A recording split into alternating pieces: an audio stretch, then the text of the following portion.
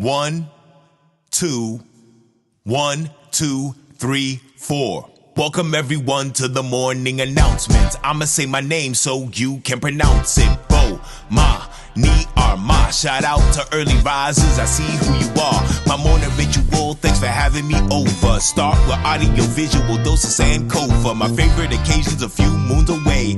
I'm counting rotations to watermelon day. If you're with me this morning, I hope that you're with it. 2 things that I want and 3 ways to get it.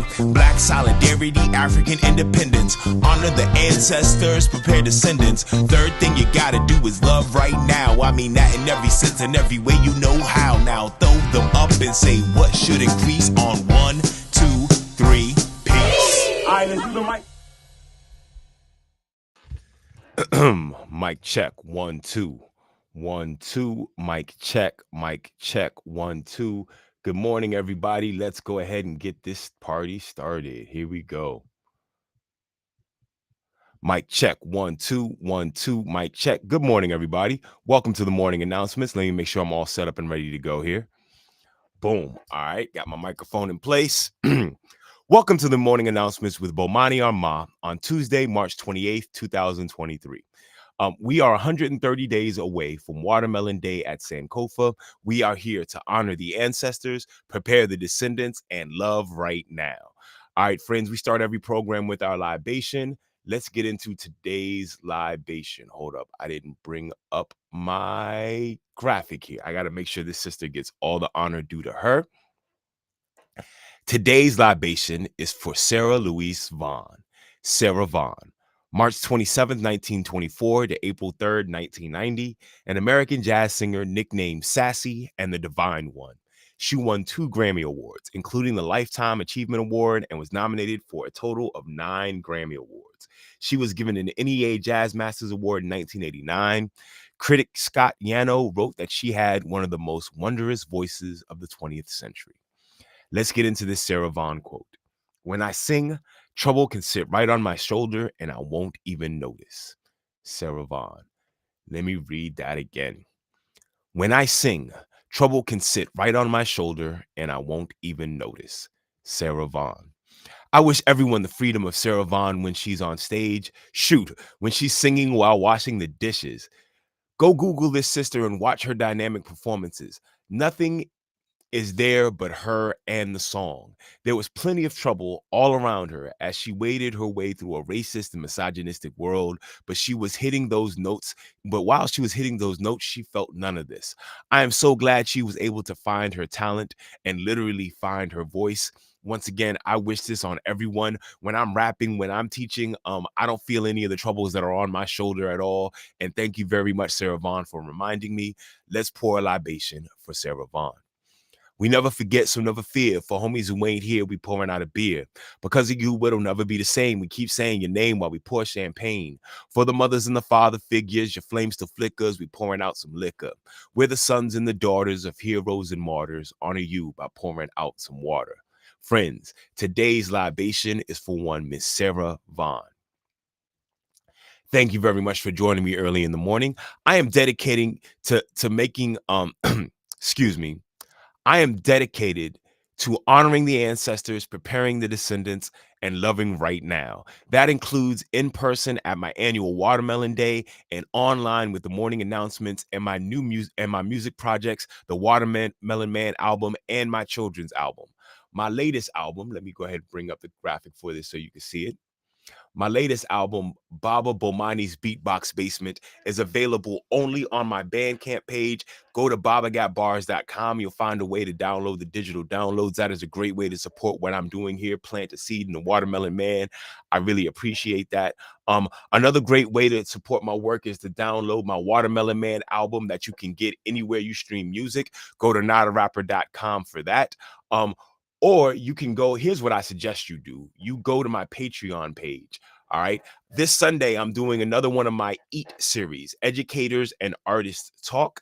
I am talking to Baba C, internationally known storyteller. If you're a member of my Patreon page, you can watch and participate in the interview live at 2 p.m. this Sunday. You can ask questions. You can be a part of the whole process as it happens. We're going to play clips of that interview that I got coming up Sunday. We're going to play clips of that next week. If you just want to plant a seed and you don't want to be a part of a subscriber service, you can definitely send money through Cash App at Bomani Armah or PayPal, Zelle, and Venmo at bomani@babagatbars.com. All right. I really appreciate all the positive energy I've been getting from everyone as they've been supporting the project I've been working on. Last weekend was my very first Educators and Artists Talk podcast, where I buy one of my favorite educators and artists lunch and I ask them a series of questions. One of the questions I'm going to ask all of my guests is, what advice can they give to teachers and educators, some tips or advice on how to be a good educator? And I asked Drew Anderson this question, and Drew Anderson said his advice was to treat every student like they're yours, but not like they're you, which I thought was amazing advice. I'm gonna say that again. Treat every student like they're yours, but not like they're you. I'll let Drew break that down a little more for you. So when I say teach them like you're yours, but don't teach them like they're you, I spent the first few years of my career as a teacher, teaching high school, mad at my students because they weren't a classroom full of mini me's. I thought, because I always excelled in school, I was valedictorian in my high school class. I always got A's. So I was like, do what I did and you'll excel. And so I didn't consider the fact that there's different kinds of minds. Just because I liked to read and write and all that stuff, let's talk about privilege. Let's talk about the fact that I had a two-parent middle-class family, two educated parents who were very big on pushing me and my sisters academically. In the summertime, had us on chalkboards writing the times tables every day before we could do anything that we wanted to do. We lived in a household where education was pushed and we were supported. Anything we needed and most of what we wanted, we had. That's not everybody's story. So it's easy to sit here and say, oh, well, I did it. You could do it. Okay. But I had some resources that they didn't have. Also, it's different kinds of minds. I'm a very verbal person, if you can't tell. Not everybody is a verbal person. So if I was making assignments that were very word based, took a lot of reading and writing to do, but I'm talking to kids who that's not how they process things, then it's like I'm speaking another language to them. Like one time I even had a student say, that's too many words. It feels like it's cursing at me. Now, as a lover of words, that offended me. But if I really took a step back to process it and think about why they were offended, yeah, because you're not meeting them where they are. Everybody's not the linguist that I am. So it was unfair for me to approach my students like they were me. Like, if you just do what I did, if you just read and write, then it should be easy to get A's in this class. Yeah, because I was teaching the students like they were me, but they weren't.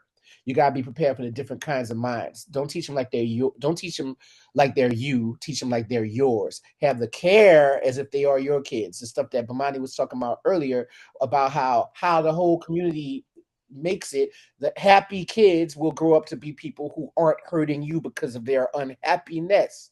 So that care, that empathy, that desire for everybody to do well, yeah, have that ownership of everybody doing well, but don't teach them like they're you, like they think like you, and anything that you would excel at, they'll excel at, because they're different kinds of minds. Another piece of advice I want to say before I forget, and I'm glad I just remembered this. All right. My last year as a middle school teacher, they had this thing where we had a lot of retention at the school. A lot of students stayed for the next grade. So at the end of the year, the teachers of one grade would talk to the teachers of the next grade about the students they were about to get. So we had this gallery walk, and they had different categories up on the wall, and you put Post-it notes under it. So technology came up. Now, I had been at this school since we had overhead projectors. This was 2009 when I started at the school. I left in 2014. When I say overhead projectors, I'm talking about the old school joints, where you put the laminate on and project it up. Those lamination papers were currency in the classroom. We went from that and having like one laptop cart per grade with 20 laptops. So if you wanted to use technology with your students, you had to reserve the cart. We went from that to having a laptop for every student in the school, which every school should have anyway. But I was hurt and upset by how I saw my students treat these laptops, because I remembered when we didn't have them.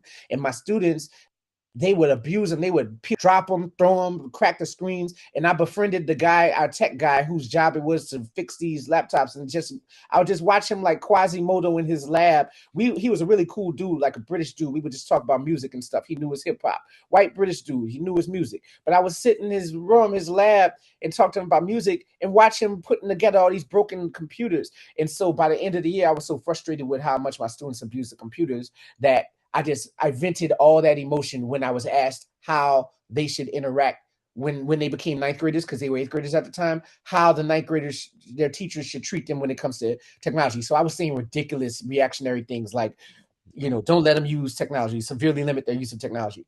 And a sister, ninth grade teacher, said something to me. I think she was a history teacher. She said something that just made so much sense, but it was so simple. She said, how are they supposed to learn how to use technology appropriately if they're not allowed to use it at all? And it was a simple statement, but some of the times the most profound statements are the most simple. How are they supposed to use something appropriately if they don't use it at all? And so now I apply that philosophy to most things. That's how I feel about like what I said earlier about censoring art because it's offensive. We're not learning why it's offensive or how to use it appropriately if we just say get rid of it.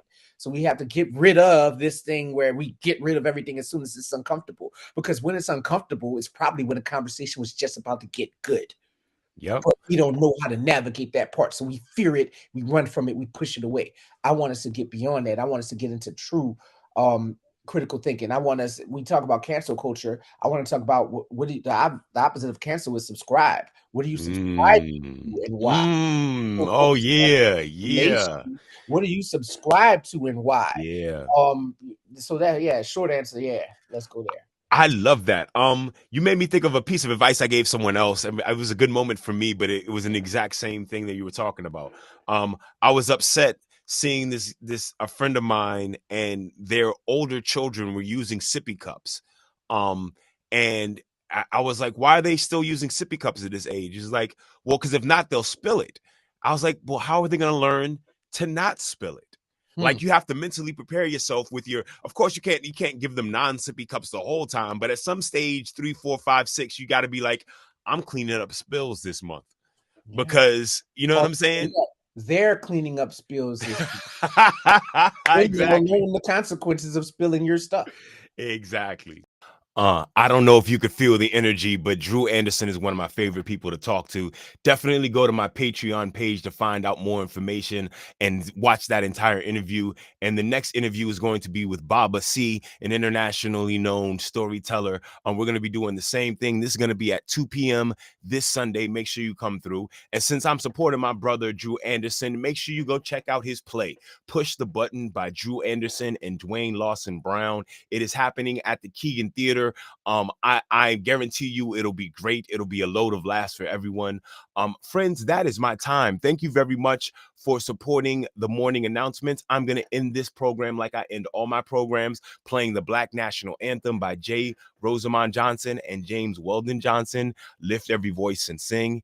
My sustain pedal has been acting funny on me, so I apologize if it's not sustaining the way it's supposed to. But friends, here comes the Black National Anthem. Ooh. If my headphones don't kill me first. Boom. Here we go. Here we go.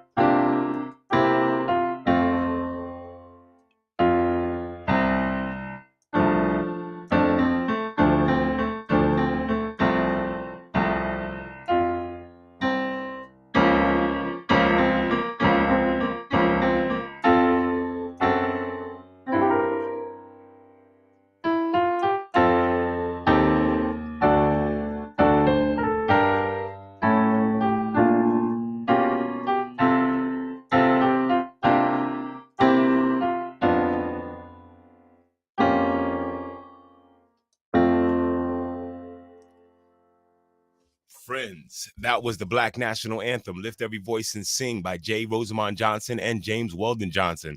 Remember to join me this Sunday for my conversation with Baba C for the next episode of Eat. Also, make sure to go check out Push the Button, written by Drew Anderson and Dwayne Lawson Brown. There are 3 things that I want you to do today: honor the ancestors, prepare the descendants, and love right now. At the count of 3, everybody say peace. Throw up the deuces. I'll see y'all soon.